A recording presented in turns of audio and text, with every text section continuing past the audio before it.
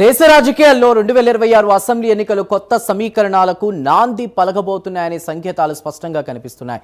దక్షిణ నుంచి తూర్పు వరకు ఓటర్ల మూడ్లో మార్పులు చోటు చేసుకుంటున్నాయి.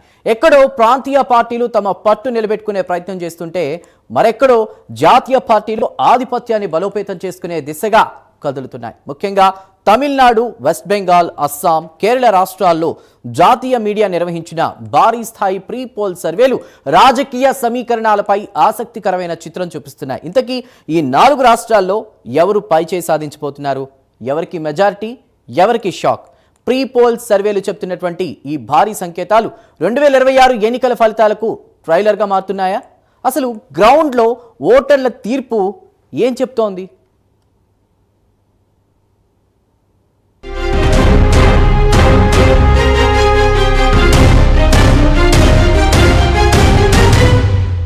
దేశ రాజకీయాల్లో 2026 అసెంబ్లీ ఎన్నికలు కీలక మలుపు తీసుకునే అవకాశాలు కనిపిస్తున్నాయి. దక్షిణ భారతదేశం నుండి తూర్పు భారతదేశం వరకు ఓటర్ల అభిప్రాయాల్లో మార్పులు స్పష్టంగా కనిపిస్తున్నాయి. ముఖ్యంగా తమిళనాడు, వెస్ట్ బెంగాల్, అసోం, కేరళ రాష్ట్రాల్లో జరిగినటువంటి భారీ స్థాయి ప్రీపోల్ సర్వే రాజకీయ సమీకరణలపై ఆసక్తికరమైన సంకేతాలు ఇస్తోంది. వేల సంఖ్యలో శాంపిల్స్ తో పూర్తిగా గ్రౌండ్ లెవెల్లో సేకరించినటువంటి ఈ డేటా ఓటర్లు అసలు మూడ్ను ప్రతిబింబిస్తోంది. తమిళనాడులో మొత్తం 52,000కు పైగా శాంపిల్స్ ఆధారంగా నిర్వహించినటువంటి ఈ సర్వే ప్రకారం ప్రస్తుతం డీఎంకే కూటమికి స్పష్టమైన ఆధిక్యం కనిపిస్తోంది. ముఖ్యమంత్రి ఎంపికలో స్టాలిన్కు 43% మద్దతు ఉండగా ఏఐఏడీఎంకే నాయకుడు పళనిస్వామికి 36%, కొత్తగా రాజకీయాలకు వచ్చిన విజయ్కు 16% మద్దతు లభించింది.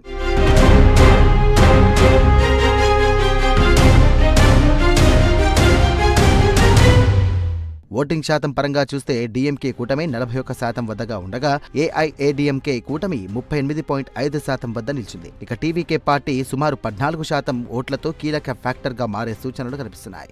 సీట్ల అంచనాలు కూడా ఇదే దిశగా ఉన్నాయి. మొత్తం 234 స్థానాల్లో డీఎంకే కూటమి 119 నుండి 128 సీట్లు గెలుచుకునే అవకాశం ఉన్నట్టుగా సర్వే చెబుతోంది. ఏఐఏడీఎంకే కూటమి 108 నుండి 117 సీట్ల మధ్య పరిమితం కావచ్చు. ఇక టీవీకే పార్టీ 5 నుండి 9 సీట్లు గెలుచుకునే అవకాశం ఉంది. మ్యాజిక్ ఫిగర్ 118 కావడంతో డీఎంకే మరోసారి అధికారాన్ని నిలబెట్టుకునే పరిస్థితి కనిపిస్తోంది.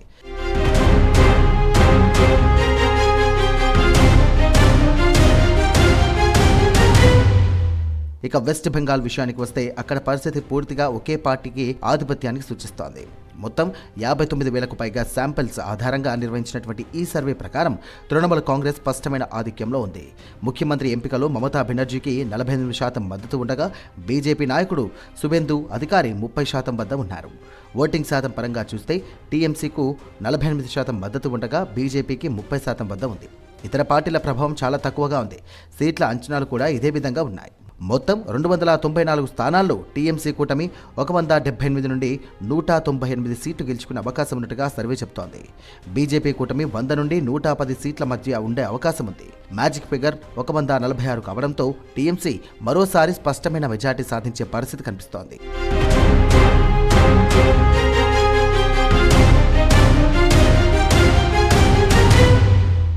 ఇక అసోం విషయానికి వస్తే జాతీయ పార్టీ ఆధిపత్యం కనిపిస్తుంది.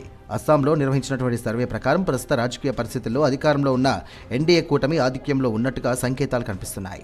ముఖ్యంగా ప్రభుత్వ పనితీరు, మౌలిక వసతుల అభివృద్ధి, అలాగే చట్ట వ్యవస్థ పరిరక్షణ వంటి అంశాలు ఓటర్లను ప్రభావితం చేస్తున్నాయి. నిరుద్యోగం, ధరల పెరుగుదల వంటి సమస్యలు ఉన్నప్పటికీ ప్రభుత్వం తీసుకున్న చర్యలపై ఒక స్థాయి సంతృప్తి ఉందని ఇక సర్వే చెబుతోంది.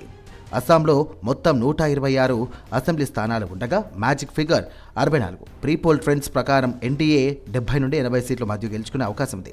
కాంగ్రెస్ ఆధ్వర్యంలోని ప్రతిపక్ష కూటమి 40 నుండి 50 సీట్ల మధ్య పరిమితం కావచ్చు. ఇతరుల 3 నుండి 6 సీట్లు గెలుచుకునే అవకాశం ఉన్నట్టుగా తెలుస్తోంది. మొత్తం మీద అస్సాంలో అధికార పార్టీకి స్పష్టమైన ఆధిక్యం కనిపిస్తోంది.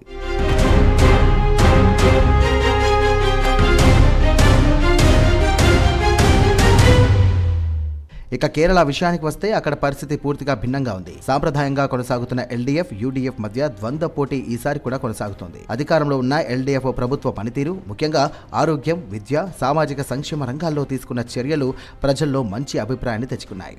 అయితే మరోవైపు నిరుద్యోగం, ఆర్థిక పరిస్థితులు, కొన్ని అవినీతి ఆరోపణలు ప్రభుత్వానికి మైనస్గా మారుతున్నాయి. ఇది యూడీఎఫ్కు కొంతవరకు ప్లస్ అవుతోంది.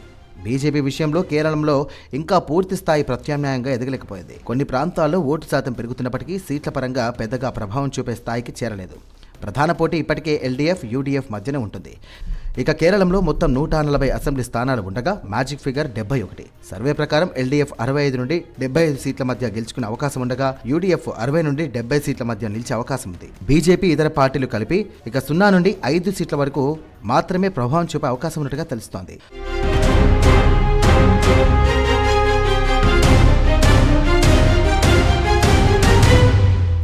మొత్తానికి ఈ 4 రాష్ట్రాల మొత్తం చిత్రాన్ని పరిశీలిస్తే ఒక స్పష్టమైన ట్రెండ్ బయటపడుతోంది. తమిళనాడు, బెంగాల్లో ప్రాంతీయ పార్టీలు బలంగా కొనసాగుతుండగా అస్సాంలో జాతీయ పార్టీ ఆధిపత్యం కనిపిస్తోంది. కేరళంలో మాత్రం సాంప్రదాయ ద్వంద్వ పోటీ ఇంకా కొనసాగుతోంది. అంటే దేశ రాజకీయాల్లో ఒకటే ట్రెండ్ కాకుండా ప్రతి రాష్ట్రంలో వేరువేరు రాజకీయ వాస్తవాలు ఉన్నాయని ఈ సర్వే స్పష్టంగా తెలియజేస్తోంది.